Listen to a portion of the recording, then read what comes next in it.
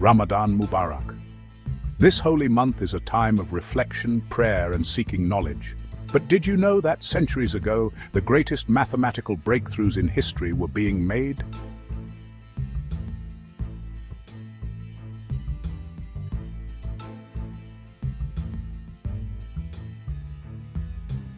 The 8th to 13th centuries, the Islamic Golden Age. At its heart, Baghdad's House of Wisdom, al-Hakmah. Here, scholars of all faiths gathered. Their mission? Translate the world's knowledge, Greek philosophy, Indian mathematics, Persian astronomy, into Arabic. And then they went further.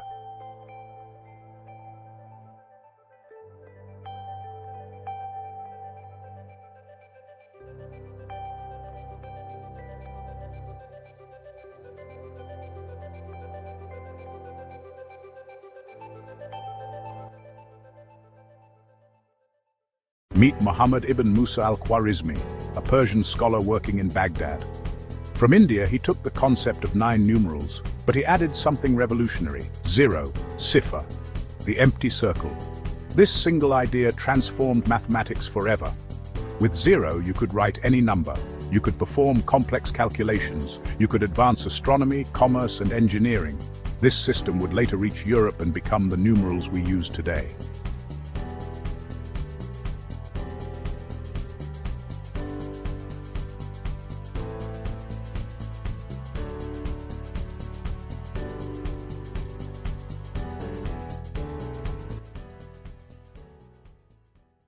Al-Khwarizmi wrote a book, the compendious book on calculation by completion and balancing.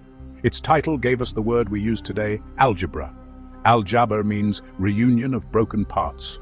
Think about that, reuniting what's broken, finding the unknown by balancing both sides. For the first time, mathematics was systematized. Equations were classified, solutions were given. This wasn't just arithmetic, it was a new way of thinking.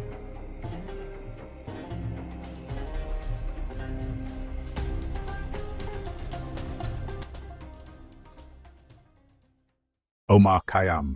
You may know him as a poet, but in 11th century Persia, he was solving cubic equations that baffled the Greeks. His method? Intersecting conic sections, parabolas and hyperbolas. He wrote, "Whoever thinks algebra is a trick in obtaining unknowns has studied it in vain." For Khayyam, algebra was geometry. Geometry was algebra. This unification was centuries ahead of its time.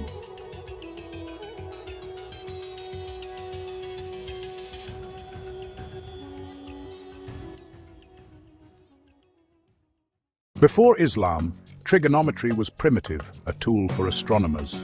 Islamic scholars made it an independent science. Al-Battani, in the 9th century, developed spherical trigonometry with unprecedented accuracy. Abu al-Wafa created the first accurate sine tables. Nasir al-Din al-Tusi, in the 13th century, wrote the first work treating trigonometry independently from astronomy.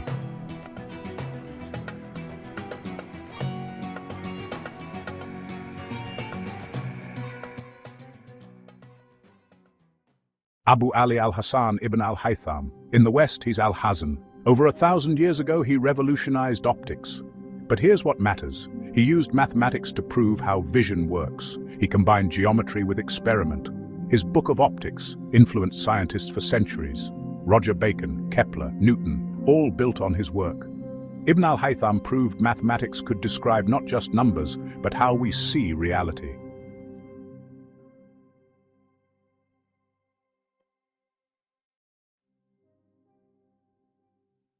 Why does this matter for Ramadan?